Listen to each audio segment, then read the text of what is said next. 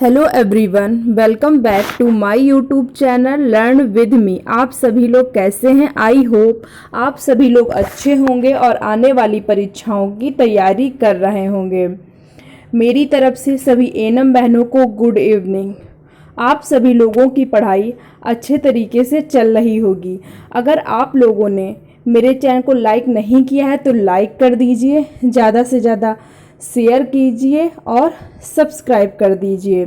मैं आज आप लोगों के लिए परीक्षा में पूछे जाने वाले बहुत ही महत्वपूर्ण प्रश्नों की सीरीज़ लेके आई हूँ जो बहुत ही ज़्यादा हेल्पफुल होने वाले हैं। तो देखते हैं क्वेश्चन नंबर 1। पाश्चुरीकृत दूध की क्षमता की जांच की जाती है। क्या क्वेश्चन पूछ रहा है?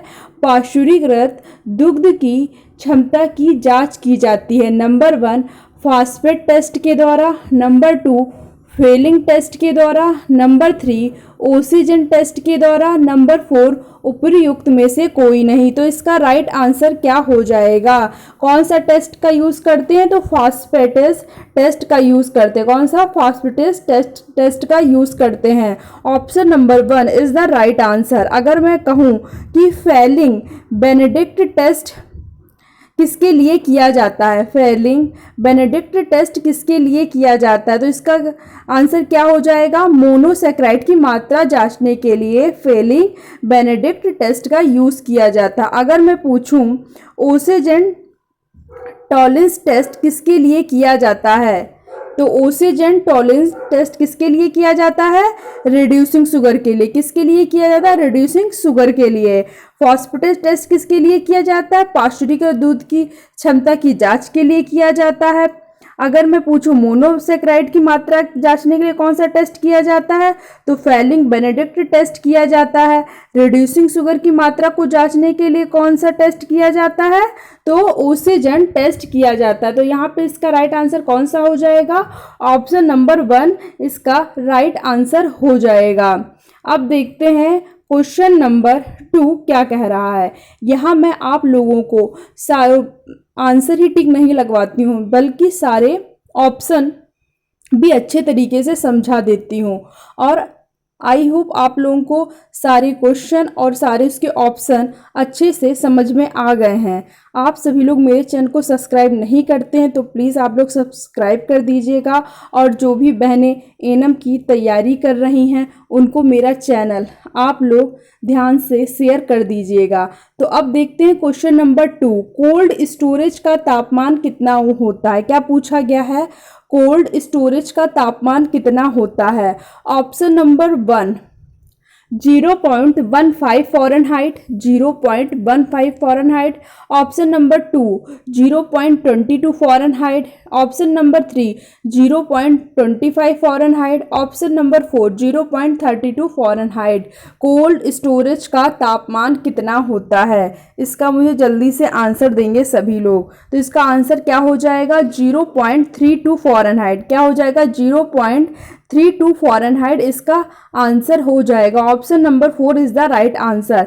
अगर मैं पूछूं कोल्ड स्टोरेज का तापमान मुझे सेल्सियस में बताओ तब इसका आंसर क्या हो जाएगी? ये तो फ़ारेनहाइट में हो गया 0.32 फ़ारेनहाइट। अगर सेल्सियस में आंसर पूछा जाए तो इसका आंसर क्या हो जाएगा? 27 डिग्री सेल्सियस हो जाएगा। कितना हो जाएगा? 27 डिग्री सेल्सियस। 27 आप प्लस माइनस जैसे ऑप्शन पेपर में दे रखे हैं उसी अकॉर्डिंग पे यहाँ पे टिक करेंगे।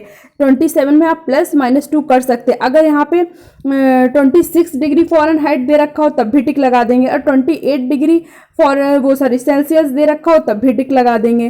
तो 27 प्लस माइनस 2 याद रखिएगा डिग्री सेल्सियस।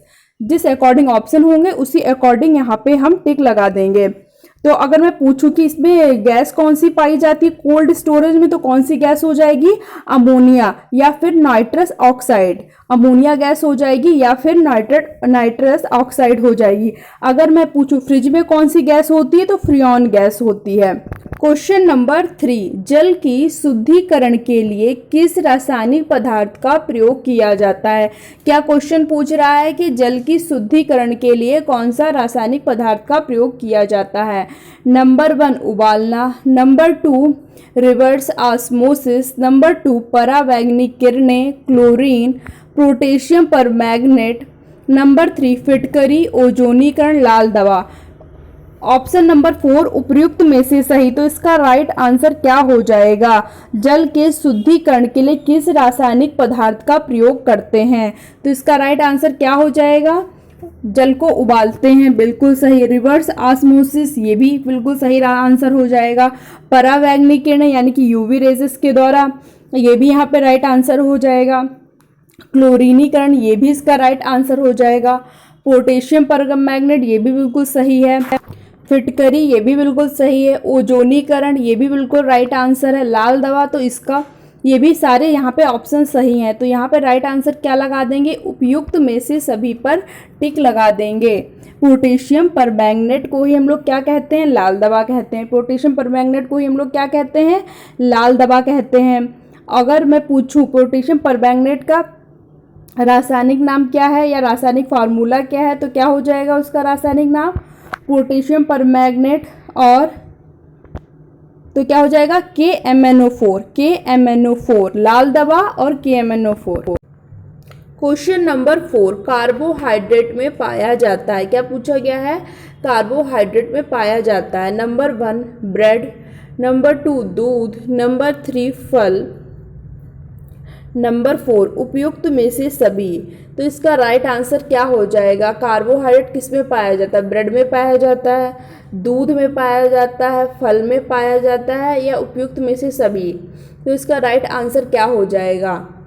तो इसका राइट आंसर क्या हो जाएगा? ब्रेड में भी पाया जाता है, दूध में भी पाया जाता है, फल में भी। इसका राइट आंसर हो जाएगा उपयुक्त में से सभी। अगर मैं पूछूं कि कार्बोहाइड्रेट कितनी एनर्जी देता है, तो आप लोग क्या कहेंगे? कार्बोहाइड्रेट कितनी एनर्जी देता है? 4 किलो कैलोरी एनर्जी। कितनी? 4 कैलोरी एनर्जी देता है। अगर मैं पूछूं कि हम लोग दैनिक कार्बोहाइड्रेट कितना खाते हैं, अपने भोजन में कितना कार्बोहाइड्रेट का यूज़ करते हैं, तो कितना यूज़ करते हैं दैनिक? 60 से 70% कार्बोहाइड्रेट का दैनिक यूज़ करते हैं। अब देखते हैं क्वेश्चन नंबर 5।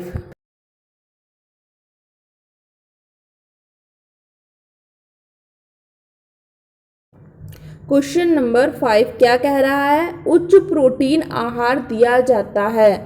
उच्च प्रोटीन आहार किसको दिया जाता है? नंबर 1 अल्प पोषण की दशा में दिया जाता है, नंबर 2 कुपोषण की दशा में दिया जाता है, नंबर 3 अति पोषण की दशा में दिया जाता है, नंबर 4 उपयुक्त में से सभी। इसका राइट आंसर क्या हो जाएगा? सभी लोग इसका राइट आंसर मुझे जल्दी से बताएं कि उच्च प्रोटीन आहार दिया जाता है किसको दिया जाता है? अल्प पोषण की दशा में दिया जाता है कि कुपोषण की दशा में दिया जाता है कि अति पोषण? जब बच्चे को अति पोषण की दशा में दिया जाता है, ये तो बिल्कुल गलत हो जाएगा। कुपोषण की दशा में, तो ये हमारा राइट आंसर हो जाएगा। तो यहाँ पे राइट आंसर हो जाएगा ऑप्शन नंबर 2 कुपोषण की दशा में दिया जाता है। अब देखते हैं क्वेश्चन नंबर 6 मानव शरीर का सामान्य तापमान कितना होता है? ह्यूमन बॉडी का नॉर्मल टेम्परेचर पूछा गया है कि कितना होता है। Option number 1 98.6 degree Fahrenheit, option number 2 92 degree Fahrenheit, option number 3 90.2 degree Fahrenheit, option number 4 97 degree Fahrenheit. मानव शरीर का सामान्य तापमान कितना होता है? इसका राइट आंसर क्या हो जाएगा? Option number 1 98.6 degree Fahrenheit. क्या हो जाएगा? 98.6 डिग्री फ़ारेनहाइट। अगर मैं पूछूं कि सेल्सियस में, ये तो आपने फ़ारेनहाइट में बताया है कि ह्यूमन बॉडी का नॉर्मल टेम्परेचर कितना होता है। अगर मैं पूछूं कि सेल्सियस में कितना हो जाएगा, तो आप लोग क्या कहेंगे? तो सेल्सियस में कितना हो जाएगा? 37 डिग्री सेल्सियस। कितना हो जाएगा? 37 डिग्री सेल्सियस। और यहाँ पे option number 1 is the right answer. अब पूछा गया है क्वेश्चन नंबर 7 विटामिन B12 की कमी से कौन सा रोग हो जाता है? क्या पूछा गया है? विटामिन B12 की कमी से कौन सा रोग हो जाता है? Number 1 anaemia, number 2 osteomalacia, number 3 leukaemia, number 4 pneumonia. इसका राइट आंसर क्या हो जाएगा? मुझे जल्दी से बता दीजिए कि किस विटामिन की कमी से, विटामिन B12 की कमी से कौन सा रोग हो जाता है? तो कौन सा रोग हो जाएगा? एनीमिया, क्या हो जाएगा? विटामिन B12 की कमी से रोग एनीमिया हो जाता है। और विटामिन B12 का रासायनिक नाम क्या है? कोबालामिन है। क्या है? कोबालामिन। और उसके स्रोत क्या है? तो अंडा, दूध, मांस है। और विटामिन B12 जो है वो कैंसर के उपचार में भी सहायक है। अगर मैं पूछूं ऑस्ट्रोमलेशिया, तो ये किस विटामिन की कमी से होता है? तो विटामिन डी की कमी से होता है। किसकी कमी से होता है? विटामिन डी की कमी से। बड़ों में क्या हो जाता है? ऑस्ट्रोमलेशिया, हड्डियां कमजोर हो जाती हैं। और बच्चों में क्या हो जाता है? रिकेट्स हो जाता है। अगर मैं पूछूं विटामिन डी का रासायनिक नाम क्या है, तो क्या हो जाएगा? कैल्सीफेरॉल। क्या हो जाएगा? कैल्सीफेरॉल। अगर मैं पूछूं उसके स्रोत क्या है, तो क्या हो जाएगा? सूर्य का प्रकाश। ल्यूकेमिया क्या है? तो ल्यूकेमिया है रक्त कैंसर। ल्यूकेमिया क्या है? रक्त कैंसर है। ल्यूकेमिया क्या है? रक्त कैंसर। तो यहाँ पे ऑप्शन नंबर 1 राइट हो जाएगा। अब देखते हैं क्वेश्चन नंबर 9, रक्त में हीमोग्लोबिन की मात्रा कितनी होती है? क्या पूछा गया है? रक्त में हीमोग्लोबिन की मात्रा पूछी गई है कि रक्त में हीमोग्लोबिन की मात्रा कितनी होती है। ऑप्शन नंबर 1 11.5 100 ml ब्लड में, नंबर 2 12.5 100 ml ब्लड में, नंबर 3 15.5 100 ml ब्लड में, ऑप्शन नंबर 4 6.5 100 ml ब्लड में। तो इसका राइट आंसर क्या हो जाएगा? रक्त में हीमोग्लोबिन की मात्रा कितनी होती है? कितनी हो जाएगी? तो इसका राइट आंसर क्या हो जाएगा? 12.5। क्या हो जाएगा? 12.5 100 ml ब्लड में। अगर इससे कम हुई तो एनीमिया हो जाएगी। तो option number 2 12.5 is the right answer.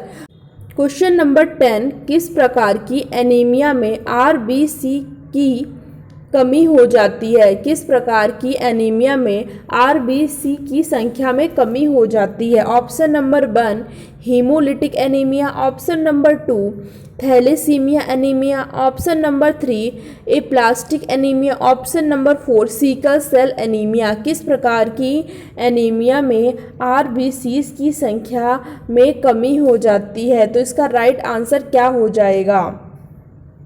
क्या हो जाएगा इसका राइट आंसर? एप्लास्टिक एनीमिया में। क्या? Aplastic anemia. Option number 3 is the right answer. Aplastic anaemia में क्या होता है? RBCs की संख्या में कमी हो जाती है। अगर मैं पूछूं कि RBCs का जीवन काल किस प्रकार की एनीमिया में कम हो जाता है? RBCs का जीवन काल किस प्रकार की एनीमिया में कम हो जाता है? तो क्या आंसर लगाएंगे? Haemolytic anaemia. क्या लगाएंगे? Haemolytic anaemia.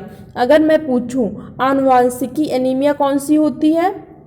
आनुवांशिक एनीमिया कौन सी होती है? तो थैलेसीमिया एनीमिया होती है। क्या? थैलेसीमिया एनीमिया होती है। अगर मैं पूछूं कि किस प्रकार की एनीमिया का आकार दराती के आकार का होता है? किस प्रकार की एनीमिया का आकार दराती के आकार का होता है, यानी कि हाशिए के आकार का? तो सीकल सेल एनीमिया। किसका? Sickle cell anemia. अगर मैं पूछूं कौन सी एनीमिया B2 के अभाव में नष्ट हो जाती है? कौन सी एनीमिया B2 के अभाव में नष्ट हो जाती है? उसे क्या कहेंगे? Pernicious anaemia. क्या कहेंगे? परनीसियस एनीमिया B12 के अभाव में नष्ट हो जाती है। अगर मैं पूछूं किस प्रकार की एनीमिया में RBCs की संख्या में कमी हो जाती है प्लस आनुवांशिकी एनीमिया भी होती है, तो वो कौन सा राइट आंसर हो जाएगा? फैकोनाइएनीमिया। क्या? फैकोनाइएनीमिया। तो यहाँ पे एप्लास्टिक एनीमिया राइट आंसर हो जाएगा। एप्लास्टिक एनीमिया क्या होती है? RBCs की संख्या कमी हो जाती है। हीमोलिटिक एनीमिया में RBCs का जीवन काल कम हो जाता है। थैलेसीमिया एनीमिया आनुवांशिक की एनीमिया होती है। सिकल सेल एनीमिया क्या होती है? दराती के आकार की होती है, यानी कि इसका आकार धासी के आकार का होता है। परनीशियस एनीमिया B12 के अभाव में नष्ट हो जाती है। पैकोनाई एनीमिया, इसमें RBCs की संख्या में कमी हो जाती है और यह एक आनुवांशिक एनीमिया होती है। क्वेश्चन नंबर 11, E300 का सामान्य नाम बताइए। क्या पूछा गया? E300 का सामान्य नाम क्या होगा? Number 1 vitamin B, number 2 vitamin C, number 3 vitamin K, number 4 vitamin A. E300 का सामान्य नाम पूछा गया है, क्या होगा? तो इसका राइट आंसर क्या हो जाएगा? Vitamin C. क्या आंसर हो जाएगा? विटामिन सी। ऑप्शन नंबर 2 पर टिक कर लेंगे। अगर मैं पूछूं कि विटामिन सी का रासायनिक नाम क्या होता है? Ascorbic acid. क्या होता है? Ascorbic acid. अगर मैं पूछूं इससे रोग कौन सा हो जाता है, तो आप लोग क्या कहेंगे? स्कर्वी हो जाता है। स्कर्वी यानी कि मसूड़ों में सूजन आ जाती है। इसके स्रोत क्या होते हैं? खट्टे फल खाने चाहिए। और सबसे ज़्यादा किस में पाया जाता है विटामिन सी? आंवला में। और मैं पूछूं कि किस विटामिन की जो कौन सा विटामिन है जिससे एलर्जी दूर होती है और चर्म को स्वस्थ बनाए रखता है? किस विटामिन से एलर्जी दूर होती है और चर्म को स्वस्थ बनाए रखता है? तो वो कौन सा विटामिन हो जाएगा? Vitamin C. क्या हो जाएगा? Vitamin C. यहाँ पे राइट आंसर भी क्या हो जाएगा? Vitamin C. अगर मैं पूछूं विटामिन बी का रासायनिक नाम क्या होता है? विटामिन बी का रासायनिक नाम क्या होता है? तो विटामिन बी का रासायनिक नाम क्या हो जाएगा? थायमीन। क्या हो जाएगा? थायमीन। और उसके स्रोत क्या है? मूंगफली, तिल, अंडा, दूध। और रोग कौन सा हो जाता है विटामिन बी की कमी से? वेरी यानी कि कमजोरी आ जाती है। अगर मैं पूछूं विटामिन के का रासायनिक नाम क्या है? तो क्या हो जाएगा? फिलोक्विनोन। क्या हो जाएगा? फिलोक्विनोन। मैं पूछूं कि विटामिन के की कमी से कौन सा रोग हो जाता है? तो रक्त का थक्का नहीं जमता। तो यहाँ राइट आंसर कौन सा हो जाएगा? विटामिन सी राइट आंसर हो जाएगा। अब देखते हैं क्वेश्चन नंबर 12। विटामिन, प्रोटीन और अम्लों के उपापचय में महत्वपूर्ण भूमिका निभाता है। क्या पूछा गया है? विटामिन, प्रोटीन और अम्लों के उपापचय में महत्वपूर्ण भूमिका निभाता है। Number 1 vitamin B5, number 2 vitamin B3, number 3 vitamin 12, number 4 vitamin B6। इसका राइट आंसर क्या हो जाएगा? विटामिन, प्रोटीन और अम्लों के उपापचय में महत्वपूर्ण भूमिका निभाता है। कौन निभाता है? Vitamin B6। कौन निभाता है? Vitamin B6। अगर मैं पूछूं विटामिन B6 का रासायनिक नाम क्या होता है, तो क्या आंसर आप लोग देंगे? पिरिडॉक्सिन। क्या होता है? पिरिडॉक्सिन। रोग कौन सा हो जाता है? एनीमिया यानी कि रक्त में हीमोग्लोबिन की कमी हो जाती है। स्रोत क्या होते हैं? अंडा, दूध, मांस होता है। तो यहाँ पे विटामिन B6 इसका राइट आंसर हो जाएगा। अगर मैं पूछूं विटामिन B12 का रासायनिक नाम क्या होता है, तब आप लोग क्या आंसर देंगे? कोबालामिन। क्या होता है? कोबालामिन। रोग कौन सा हो जाता है? तो इससे भी एनीमिया हो जाता है। अगर मैं पूछूं विटामिन B3 का रासायनिक नाम क्या होता है, तब आप लोग क्या आंसर देंगे? पेंटासोनिक अम्ल। क्या होता है विटामिन B3 का रासायनिक नाम? पेंटासोनिक अम्ल। इसी को निकोटिन भी कहते हैं और नियासिन भी कहते हैं। इससे रोग कौन सा हो जाता है? बाल सफ़ेद हो जाते हैं और बालक मंदबुद्धि हो जाता है। स्रोत क्या होते हैं विटामिन B3 के? गन्ना, टमाटर, मूंगफली। अगर मैं पूछूं विटामिन B5 का रासायनिक नाम क्या होता है, तब आप लोग क्या आंसर देंगे? तो इसका रासायनिक नाम होता है निकोटिनेमाइड। क्या होता है? निकोटिनेमाइड। और रोग कौन सा हो जाता है? पेलेग्रा। क्या हो जाता है? पेलेग्रा यानी कि त्वचा सूखने लगती है, मस्तिष्क एवं पाचन तंत्र का ठीक से कार्य ना करना। स्रोत क्या हो जाएंगे इसके? मांस और दूध हो जाएगा। तो ये रहे हमारे टॉप 12 क्वेश्चन। आप लोगों को कैसे लगे कमेंट सेक्शन में लिख के ज़रूर बताइएगा। अगर आप लोगों को मेरी क्लास अच्छी लगी हो और पढ़ाने का तरीका अच्छा लगा हो, अच्छी तरीके से समझ में आ गया हो, तो मेरे चैनल को आप सभी लोग लाइक कर दीजिए, ज़्यादा से ज़्यादा शेयर कर दीजिएगा और सब्सक्राइब कर लीजिए। मिलते हैं नेक्स्ट क्लास में, तब तक की थैंक्स फॉर वॉचिंग।